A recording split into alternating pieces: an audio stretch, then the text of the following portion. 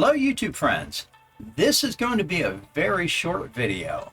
Let me start by apologizing in advance just in case the audio or video is a little bit wonky. It's been a real busy last few weeks here. I've moved into a new studio and I'm still sort of getting things set up and situated. So if you will, just bear with me. Now if you've seen any of my other videos, then you know I like to share and talk about things you can do locally on your own PC, preferably things that are free or fun, or even better, both free and fun.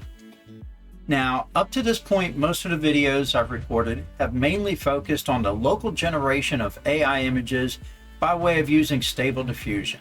Well, Stable Diffusion 3 is here now, and in this video, I'm going to show you a couple good reasons why you may want to just sit this one out. Stability AI's newest model is Stable Diffusion 3.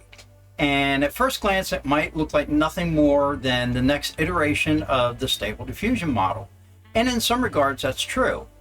However, this new model, Stable Diffusion 3, comes with caveats that, at least for me, far outweigh any of the newly added benefits.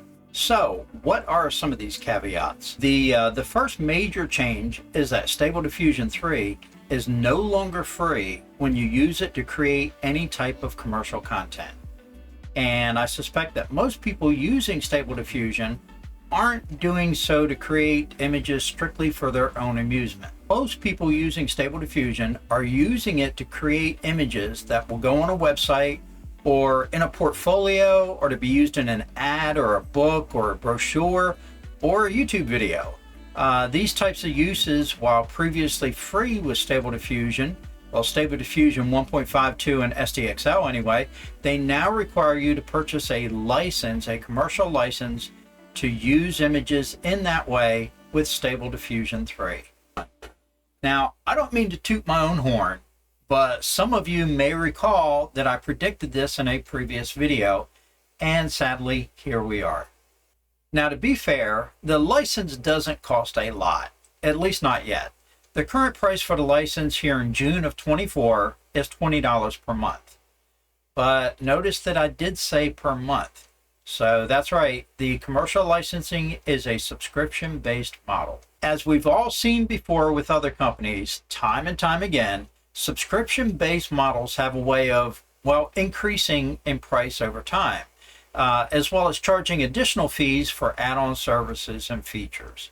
Now, you might be thinking to yourself, whatever, I'll just create commercial images anyway for myself or for my client and just not pay the license fee. I mean, how are they going to know, right? Well, maybe you can do that. Maybe they won't find out. But do you really want to take that chance? And besides, commercial licensing isn't the only highly negative change that comes with Stable Diffusion 3. There's something far, far worse. Now, we're talking the C word here, and it's the worst C word of them all. I'm talking about censorship. When you're creating an image using Stable Diffusion 3, the moment it encounters anything it perceives as even remotely risque, it stops generating the image, usually disfiguring any people and rendering the image useless. Now, this is not by accident. Censorship of the model was a conscious decision made by Stability AI. To me, censorship is like taxes. Once it's introduced and allowed to manifest, it only ever increases. It never decreases. It's for these reasons that I can't, in good faith, endorse or even recommend that you install Stable Diffusion 3.